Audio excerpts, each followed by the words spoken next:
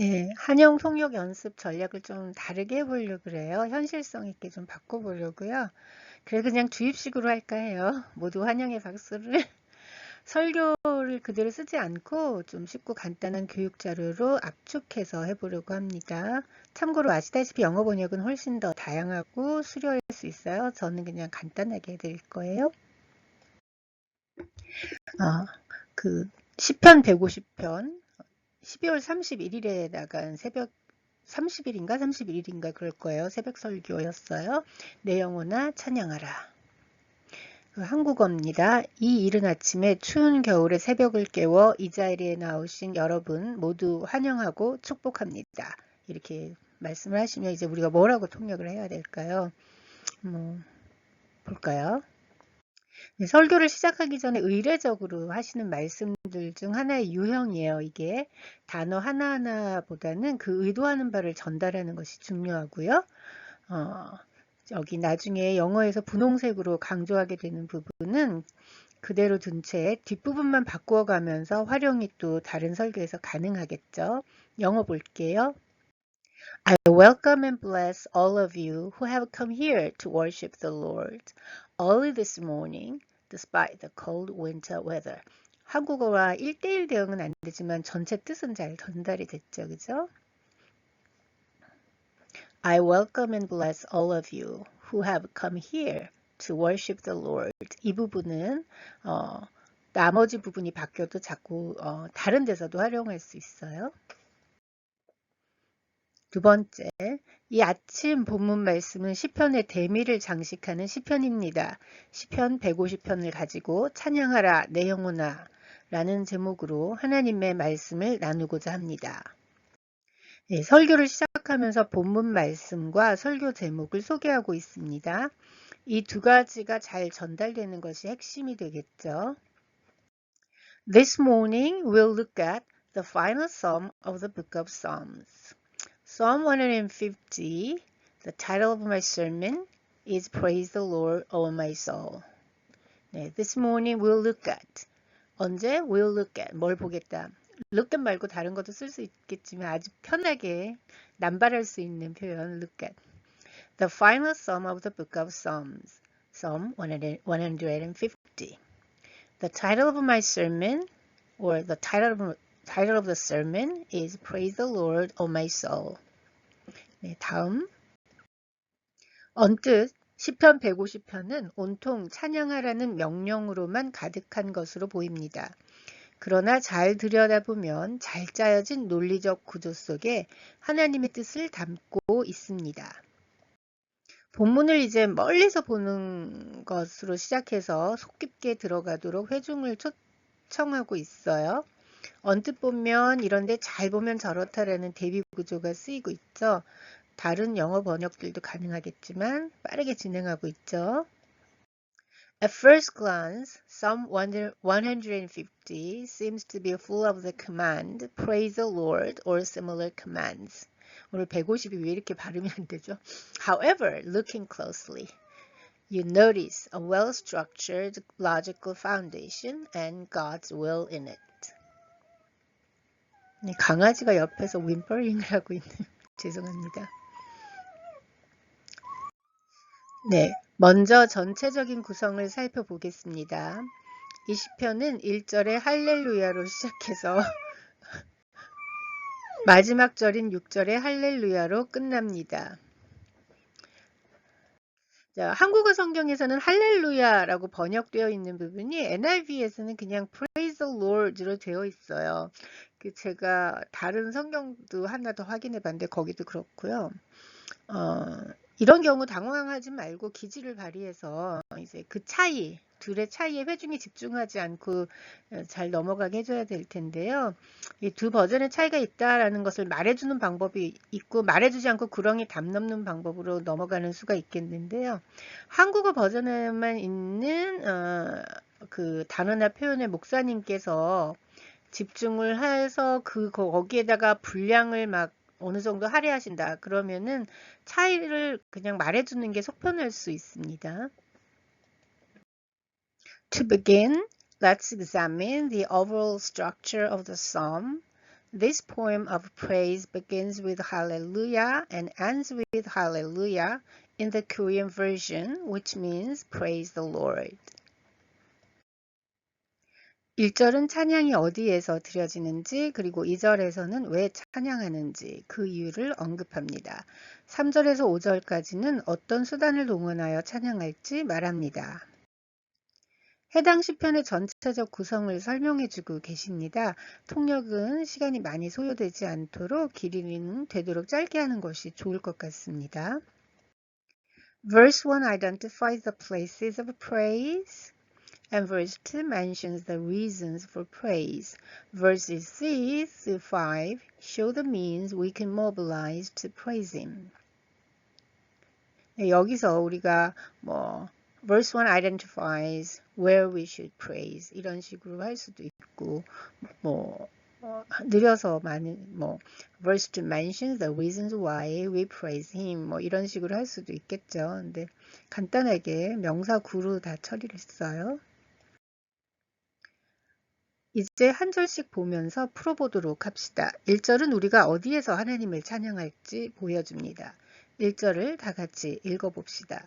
할렐루야, 그의 성소에서 하나님을 찬양하며 그의 권능의 궁창에서 그를 찬양할지어다. 세상에서는 들어보지 않을 법한 표현이 나오죠.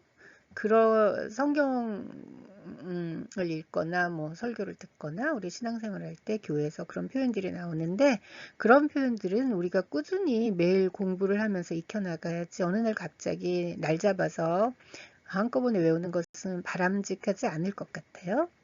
여기서 그의 성소, his sanctuary, 그의 권능의 궁창, his mighty heavens.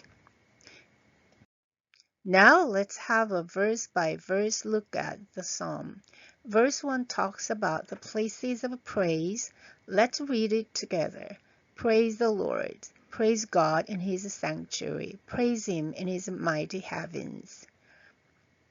네, 지금 NIV 성경을 쓰고 있어요. 여기서 a verse by verse look at 이거 유용하게 쓰실 수 있겠죠. 여기서 그의 성소와 그의 권능의 궁창은 사실 같은 말입니다. 시편은 반복을 통해 요점을 강조합니다. 같은 것을 살짝 변형을 주어 반복하는 것입니다. 네, 설교에서 여기서라는 말은 자주 등장하죠. 때에 따라 통역을 할 수도 있고 안 할 수도 있다고 생각해요. 여기서는 여기서를 영어로 옮겨 볼게요. 그리고 시편에서 쓰이는 반복 전략을 히브리 패럴리즘이라고 부른다고 하네요. 그리고 참고로 여기서 이제 비슷한 것을 약간 변형해서 반복한다고 했는데, 이제 그런 거 말고 대조적인 걸 반복하는 경우도 있을 거 아니에요. 그럴 때는 antithetic parallelism이라고 한다고 해요. Here, his sanctuary and his mighty heavens refer to the same thing. The book of Psalms emphasizes the key points through repetition, repeating the same ideas with slight variations. 여러분, 성소는 어떤 장소입니까? 하나님을 예배하고 찬양하는 곳입니다. 우리가 올려드리는 예배와 찬양이 하나님의 임재와 만나는 접점입니다.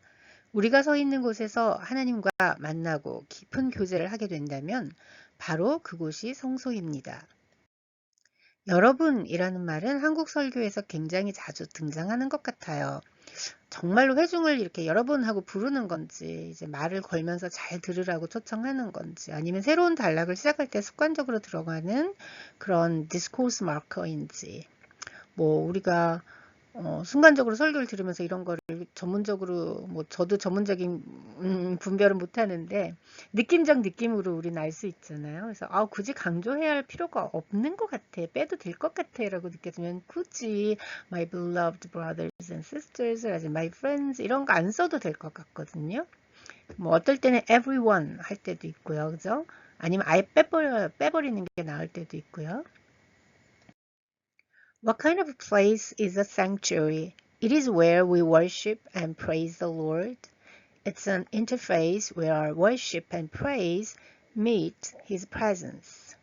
If we meet and have an intimate, deep fellowship with God where we stand, that place is a sanctuary. 네, 여러분에 대해서 이제 그 챗GPT한테 한번 정리해봐라 그랬는데 꽤 좀 쓸만한 것 같아서 제가 갖고 왔어요. 정말 부르고자 할 때 everyone 뭐 이러면서 여러분, all of you, 그리고 미국에선 구어로 you all 뭐 이거 많이 쓰는 어떤 지역이 있다고 제가 들었는데 까먹었고요. Ladies and gentlemen, 이건 너무 공식적이죠. 이거는 설교할 때 쓸 일은 없을 것 같아요. 예를 보면 everyone please pay attention for a moment. 잠시 집중해 주세요 할 때 여러분.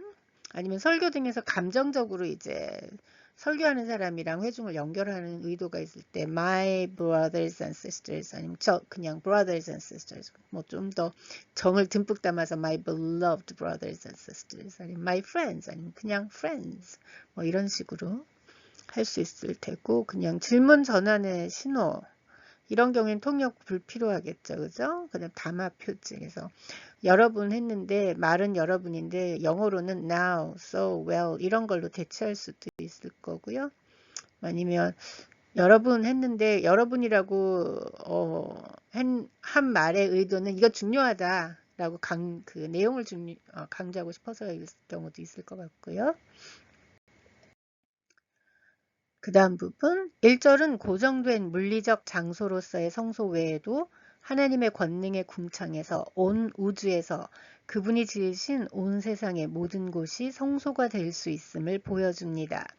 작은 장소로서의 성소에서 시작된 찬양이 온 우주적 성소로 확장되고 퍼져나가야 함을 알 수 있습니다. 이 부분은 좀 어렵게 느껴질 수 있을 것 같아요. 물리적으로 고정된 한 장소에서 전 우주로 무대가 확장되고 있죠. 그래서 그 작은 것에서 넓게 확장되는 그림, a fixed physical location, 고정된 물리적 위치, 장소에서 the entire universe로 성소의 개념이 확장되고 그 전 우주에 찬양이 울려 퍼지는 모습을 마음에 그리면서 이제 하시면은 조금은 쉬워지지 않을까 싶어요. Verse 1 shows that the sanctuary is not only a fixed physical location but also his mighty heavens, that is the entire universe. We see our praise, which begins from a small fixed place, expanding and echoing throughout the universe. 이런 식으로 살짝 해봤고요. 네, 오늘 하루도 주님 은혜 아래서 승리하시고 평안한 저녁 맞이하시길 기도합니다.